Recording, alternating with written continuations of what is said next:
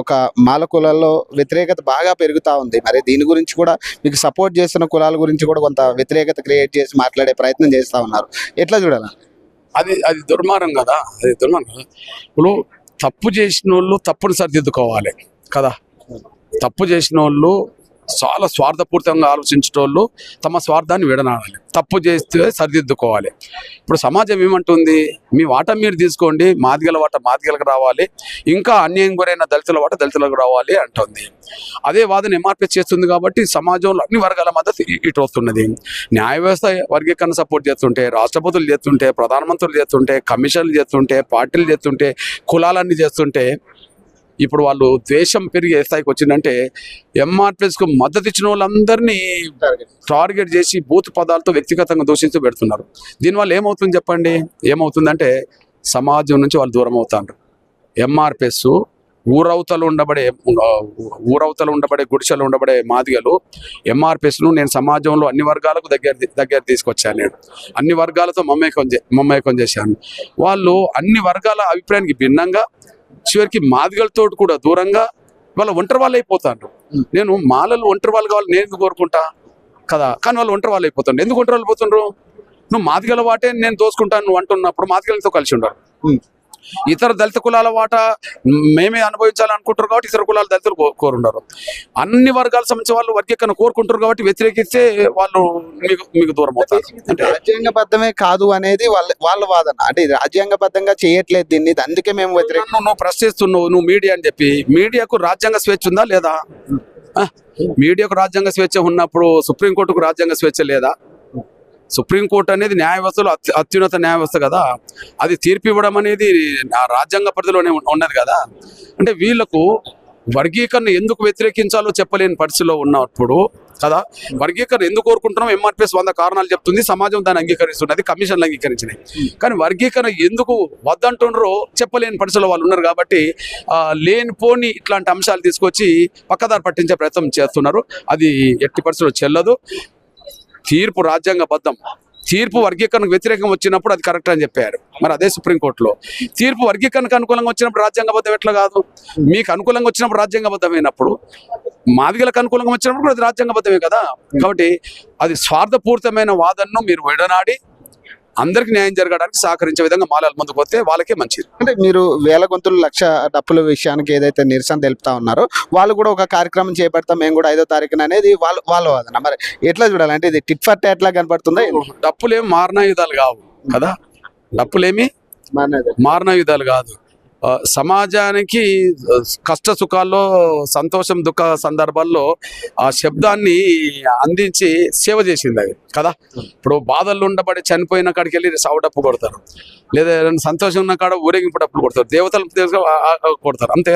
ఇది సమాజానికి ఉపయోగపడేది. ఇప్పుడు వాళ్ళు ఏం మీటింగ్ పెడతానని ప్రకటన చేశారు? 1,00,000 బరిసెలు అంటారు, 1,00,000 కర్రలు అంటారు. అంటే హింసను ప్రోత్సహించడం అన్నట్టు కాదా? బరిసెలు ఏం చేయాలా? బరిసెలు ఏం చేయాలా? ఏం చేస్తాయి? కర్రలు ఏం చేస్తాయి? అంటే వాళ్ళు సమాజం నుంచి ఎప్పుడైతే మద్దతుకు పూర్తిగా దూరం అయ్యారో వాళ్ళు ఇక విచక్షణ కోల్పోయి వాళ్ళు మాట్లాడుతున్నారు. మీరు చూశారు కదా, ఈ మధ్యలో అన్ని కేసులు పడుతున్నాయి అక్కడక్కడ. ఏమని అంటే కృష్ణమాది గారిని కూడా అవసరం ఉంటే రాళ్లతో కొట్టి చంపుతామనే మాట కూడా మాట్లాడిన పేపర్ వచ్చినాయి. ఇప్పుడు కేసులు పడుతున్నాయి. టార్గెట్ మీరే అవుతున్నారు. అది ఎందుకంటారు? అంటే కేవలం ఎస్సీ వర్గీకరణ అడుగుతున్నారు కాబట్టి టార్గెటా, లేకపోతే ఇది ఏమన్నా రాజకీయంగా జరుగుతున్న అంశం? అంటే విషయం ఏంటంటే ఇప్పుడు ఈ పోరాటం 30 ఏళ్ళుగా జరుగుతుంది, కొత్త కాదు కదా. 30 ఏళ్ళుగా వాళ్ళు అడ్డం పడుతుంది, కొత్త కాదు కదా. కానీ 30 ఏళ్ళ చరిత్రలు ఏంటంటే రోజు వర్గీకరణను వ్యతిరేకిస్తామన్న వాళ్ళు సమాజానికి దూరం అవుతారు. ఇది ఇంపార్టెంట్, ఇది కదా. ఇది ఇంపార్టెంట్. రోజు సమాజంలో అన్ని వర్గాలు ఎంఆర్పీఎస్కు అండగా నిలబడుతూ సంఖ్య పెరుగుతుంది. ఇది తట్టుకోలేకపోతుండ్రు. దీన్ని అడ్డుకోవడం ఆపలేకపోతుండ్రు. సమాజం నుంచి ఎంఆర్పీఎస్కి వస్తున్న మద్దతును కూడా తట్టుకోలేకుండా పోతుండ్రు. ఇప్పుడు నన్ను ఉద్యమానికి నాయకత్వం ఇస్తున్నాం కాబట్టి నన్ను టార్గెట్ చేసి మాట్లాడుతుండ్రు, ఏదేదో మాట్లాడుతుండ్రు.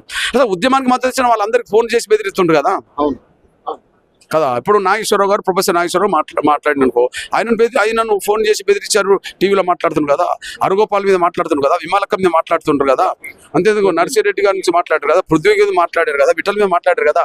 అంటే ఎంఆర్పిఎస్ మాత్రం ప్రతి ఒక్కరిని టార్గెట్ చేసుకుంటారనేసి మర్చిపోతుంది. దీనివల్ల ఏమవుతుంది అంటే ఎవరికైనా సామాజిక వర్గాలు ఉన్నాయి కదా, మరి వాళ్ళ సామాజిక వర్గాల నాయకత్వాన్ని అవమానిస్తుంటే, బెదిరిస్తుంటే ఆ సామాజిక వర్గాల దృష్టిలో ఏముంటుంది, వాళ్ళే ఒంటరి వాళ్ళు అవుతారు. కాబట్టి దళితుల్లో మాల సామాజిక వర్గం స్వార్థాన్ని విడనాడాలి, వర్గీకరణ సంబంధించిన నేర్చుకోవాలి, అప్పుడు మరింత ఐక్యత పెరుగుతుంది. లేకపోతే వర్గీకరణ అడ్డుకునే శక్తులతో కలిసి పనిచేసే ప్రసక్తి అయితే భవిష్యత్తులో రాదు, పోతుంది అని చెప్తున్నాను నేను. అది రాజ్యాంగబద్ధంగా జరుగుతలేదు కాబట్టి ఈ వీడియోని పోయిన తర్వాత మళ్ళీ ప్లే చేయండి. ఎస్ రంజన్ రాజేష్ గారు అప్పుడు ముందే చెప్పిన రోజు అంతే అంటారా? I knows very well Indian constitution. మళ్ళీ ఒకసారి చెప్పండి. పోతుంది. రేవంత్ రెడ్డి గారు బలవంతంగా చేసిన పోదని మా మందకృష్ణ హామీ ఇవ్వనండి నా మాదిక సమాజాన్ని. పోదని వాళ్ళు చెప్తున్నారు కదా, నేను ప్రతి ఒక్కరిని కలవడం జరిగింది.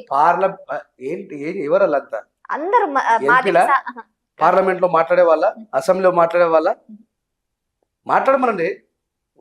ఇప్పుడు నువ్వు గల్లీలో పంచాయతీ నింపుకున్నట్టు కాదు కదా రాజ్యాంగం అంటే. ఆర్టికల్ 341 ఏందో తెలిసి మాట్లాడితే ఏం కాదు. సుప్రీంకోర్టు ఇచ్చింది, సుప్రీంకోర్టు ఏమి ఇచ్చిందండి? కానీ మీరెందుకు అసలు ఒకవేళ నిజంగానే జరిగింది అనుకో, ఒకవేళ జరగాలని అంటున్నా నేను కూడా. మీరెందుకు దీన్ని వ్యతిరేకిస్తున్నారని? అరే అది నిలబడదు మేడం, అది నిలబడదు. Constitution save it self. నేను మళ్ళీ చెప్తున్నా, దానికి ఒక ప్రక్రియ ఉంటుంది.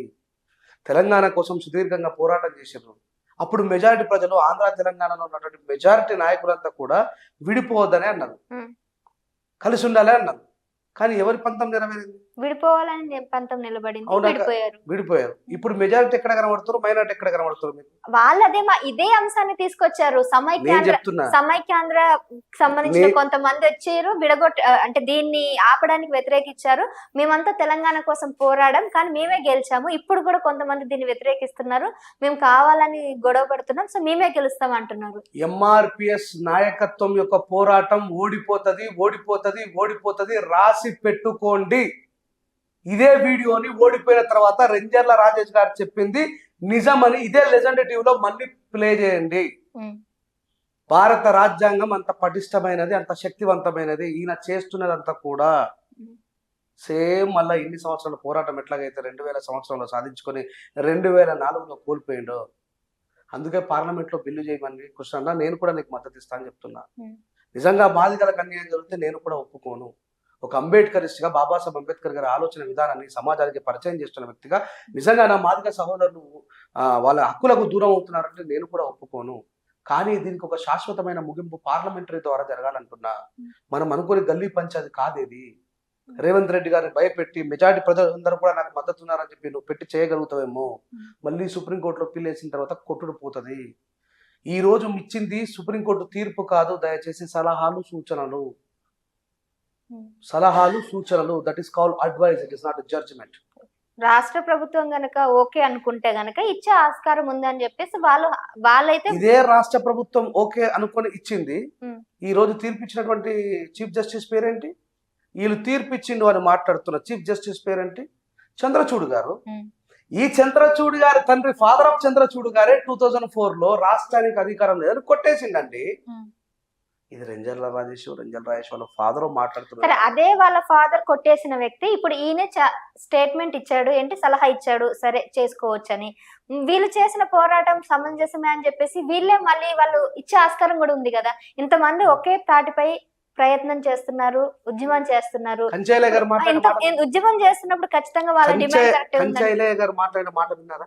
వినలేదు. తొలి వెలుగు రఘు గారి ఇంటర్వ్యూలో ఖరాఖండిగా చెప్పిండు, వీళ్ళు ఎంత మొత్తుకున్నా గీసు పెట్టుకున్నా వీళ్ళకి అర్థమైతలేదు, మళ్ళీ సెంట్రల్ గవర్నమెంట్లో సుప్రీంకోర్టులో పిల్ వేసిన తర్వాత కొట్టేస్తారు, ఇది నిలబడేది కాదు అనే విషయాన్ని చాలా క్లియర్గా కంచైలయ్య గారు చెప్పిండ్రు.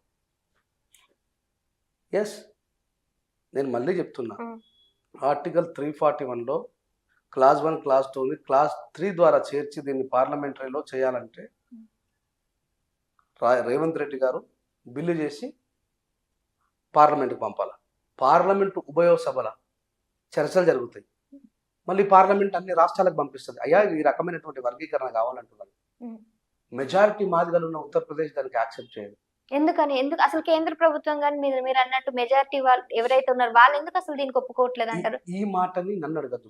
ఆ. నేనేం మాట్లాడినా అది తప్పు అంటారు, అబద్ధం అంటారు. అవును. ఒక ఎంఆర్పిఎస్ నాయకుడిని ఇక్కడ కూర్చోబెట్టి రెంజర్ల రాజేష్ గారు ఒక ప్రతిపాదన పెట్టినండి. ఉమ్. ఉత్తరప్రదేశ్ లో ఉన్నటువంటి మాదిగలు, బీహార్ లో ఉన్న మాదిగలు, మధ్యప్రదేశ్ లో ఉన్న మాదిగలు పార్లమెంటులో ఏబిసిడి వర్గీకరణకు ఎందుకు ఒప్పుకోవట్లేదండి అని అడగండి. ఒక్కరిని కాదు 10 మందిని అడగండి, ఎవరు ఏం సమాధానం చెప్తారో చూడండి. ఇప్పుడు భారతదేశంలో ఉన్నటువంటి 29 రాష్ట్రాలు మనం సైడ్కి తీసుకొని పోతే సగం రాష్ట్రాలు బీహార్, ఉత్తరప్రదేశ్, అడిషనల్ గా మధ్యప్రదేశ్ కూడా కలిసింది కాదు. మరి వీళ్ళందరూ ఒప్పుకోరు. ఆ తప్పుని మా మీద ఎందుకు వేస్తున్నాం? మాలోళ్ళు దోసుకొని తిన్నారు, మాలోళ్ళ వల్లనే ఆగిపోతుంది. వివేక్ వెంకటస్వామి ఫ్యామిలీ వివేక్ వెంకటస్వామి ఫ్యామిలీలో ఎంతమంది ఉన్నారంటే నాకు అర్థం కదా. ఎంపీలు మాట్లాడడానికి ఒక వంశే కదా, వినోదన్న కాదు, ఈయన కాదు. ఇప్పుడు దానికే వీళ్ళు అసలు మాలోళ్ళు చెప్తే పార్లమెంట్ ఉంటుందా? ఎందుకంటే హాస్యాస్పదమైన అబద్ధం ఇంకోటి ఉంటుందా? వాళ్ళ దగ్గర డబ్బులు ఉన్నాయి, వాళ్ళు చేస్తారంటే పదవిని, పార్లమెంట్ని డబ్బులతో కొన్నాం కదండి. ఏమైంది? బీహార్లో మన గౌరవ నరేంద్ర మోడీ గారు రైతు వ్యతిరేక చట్టాలు తీసుకుని వచ్చాడు. హర్యానా, పంజాబ్ రైతులు ఏం చేశారు? సుదీర్ఘకాలం వాళ్ళ హక్కుల కోసం పోరాడినా లేదా? తర్వాత వెనక్కి తగ్గిద్దా లేదా ప్రభుత్వం? ఈ రోజు కూడా కాకపోయినా రేపైనా తగ్గుతుంది. దిస్ ఈజ్ అ స్టంట్ అండి. మళ్ళీ చెప్తున్నా, గుర్తుపెట్టుకోండి. నా మాదిగ సమాజాన్ని మోసం చేయడం కోసం మా మందకృష్ణ గారికి అడ్వైజ్ చేస్తున్నటువంటి నరేంద్ర మోడీ గారు ఇద్దరు కలిసి నా సమాజాన్ని మళ్ళీ ఒకసారి మోసం చేస్తారు. ఇప్పుడు నేను ఏం మాట్లాడినా మా వాళ్ళకి చెవికి ఎక్కట్లేదు. మళ్ళీ పోయిన తర్వాత లబోదిబోమని మొత్తుకున్నప్పుడు అప్పుడు వాళ్ళకి అర్థమవుతుంది. అప్పటిదాకా అర్థం కాదు. ఉషా మెహ్రా కమిషన్ అంటాడు. ఇలా మాట్లాడితే ఉషా మెహ్రా కమిషన్ అని చెప్పటం. ఉషా మెహ్రా కమిషన్ అనేది ఉషా మెహ్రానే చెప్తుంది, నన్ను రాజ్యాంగానికి విరుద్ధంగా ఈ కమిషన్ వేశారు అని. దాంట్లో క్లియర్గా రాసింది మాదిగాస్ బెటర్ దెన్ టు స్మాల్ అని ఉషా మెహ్రా కమిషన్.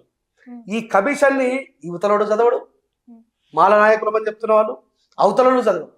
ఉషా మెహ్రా ఏం చెప్తుంది కూడా అర్థం చేసుకోరు కనీసం. వీళ్ళే ఏం మాట్లాడతారో ఏం అర్థం కాదు. మాట్లాడితే లాహోర్ కమిషన్ అంటారు, లేకపోతే ఈ కమిషన్ అంటారు. నోటికి వచ్చింది మాట్లాడుతూ పోతున్నారు. ఈరోజు రెడ్డి సామాజిక వర్గం మద్దతు ఇస్తుంది, నా బీసీ సామాజిక వర్గం మద్దతు ఇస్తుంది, మంచిదే. ఏ పేపర్ల ప్రకారం మాట్లాడుతున్నాడు? ఇప్పుడు మీరైతే మీరు అన్నట్టు చదువుకొని ఎడ్యుకేటెడ్ గా ఉండి కమిషన్స్ అన్ని చదువుకొని మీరు ఇప్పుడు మాట్లాడుతున్నారు. ఇప్పుడు ఇంతమంది మద్దతు పలుకుతున్నారు, ఇంతమంది మేధావులు ఇందులో కలుస్తున్నారు, వీళ్ళకి ఇది అర్థం కాదంటారా? అంటే గుడ్డిగా వెళ్ళే అంత మూర్ఖులు అంటారా వీళ్ళంతా కూడా? 2 రకాలండి. మందకృష్ణ మాదిగన్న 30 సంవత్సరాల సుదీర్ఘ పోరాటంలో మాదిగ జాతిని తన గుప్పిట్లో పెట్టుకున్నాడు. మళ్ళీ చెప్తున్నా, గుర్తుపెట్టుకోండి. మాదిగల ఓట్ల కోసం రేపు రాబోయే ఎన్నికల్లో మాదిగలను మెప్పించగలిగితే, ఇప్పుడు మీకు మద్దతు ఇస్తున్న వాళ్ళంతా కూడా రేపటి రాజకీయం కోసం తహతహలాడుతున్నారు. అంటే వీళ్ళంతా కూడా ఒక స్వార్థం కోసం ఇక్కడికి వచ్చారంటారు. 100%. మీరు ఇది బహిరంగంగా స్టేట్మెంట్ ఇస్తున్నారు. నేను మళ్ళీ చెప్తున్నా, గుర్తుపెట్టుకోండి. ఎవరెవరు రేపు పొద్దున బీజేపీ నుంచి ఎంపీలుగా, ఎమ్మెల్యేలుగా పోటీ చేయబోతున్నారో తెలియదు, అంత పిచ్చోని కాదు. నేను కూడా అదే సమాజంలో ఉన్నాను. You don't forget that. ప్రతి యాజిటేషన్ లో నేను పాల్గొన్నా. ఈ రోజు నేను బీసీ సమాజం నుంచి వచ్చిన వాళ్ళకి హర్షం వ్యక్తం చేస్తూనే ఒక క్వశ్చన్ అడుగుతున్నా. ఇవాళ బీసీలలో ఏబిసిడి వర్గీకరణ జరిగింది, క్రిమిలేయర్ అప్లికేబుల్ అవుతుంది చెప్పమని. ఇక్కడనేమో జీవో 29 కోసం ఈ బీసీ నాయకులు అవతల పోయి కొట్లాడతారు. ఏముంది అసలు జీవో 29లో? బీసీలకు ఏబిసిడి వర్గీకరణ జరిగి క్రిమిలేయర్ అప్లికేబుల్ అయిన తర్వాత ఒక ఇంట్లో ఒక కలెక్టర్ కొడుకు ఇక తర్వాత ఆయన బీసీ రిజర్వేషన్ ఉపయోగించుకోలేడు, తర్వాత మెరిట్లా ఓసీ రిజర్వేషన్లో ఓసీలలో కొట్టలేడు. వారి జీవితం నాశనమైనట్ట కాదా? చెప్పండి మీరు. ఆ విషయం నిజంగా బీసీలకు తెలుసా? క్రిమిలేయర్ జరిగితే ఏం జరుగుతుందో మళ్ళీ చెప్తున్నా, గుర్తుపెట్టుకోండి. బీసీలకి ఒక్క ఆయనకు రిజర్వేషన్ ఉపయోగించుకుంటే ఇక వాళ్ళ పిల్లలు ఎవరు రిజర్వేషన్ ఉపయోగించుకోవద్దు క్రిమిలేయర్లో. ఒకటే సరైందా? ఇక బీసీ ఏం చేయాలా? ఇంకొక అవకాశం లేదు మెరిట్లో కొట్టడానికి. జనరల్లో కూడా ఆయన చేసుకునే ఛాన్స్ లేదు. ఇక ఇట్లా బీసీల పీకలు కోసేసిండ్రు. ఒక తరం వాళ్ళకైతే ఇబ్బంది కలుగుతుంది. అరే నెక్స్ట్ తరం వాళ్ళకి ఏమిస్తారు?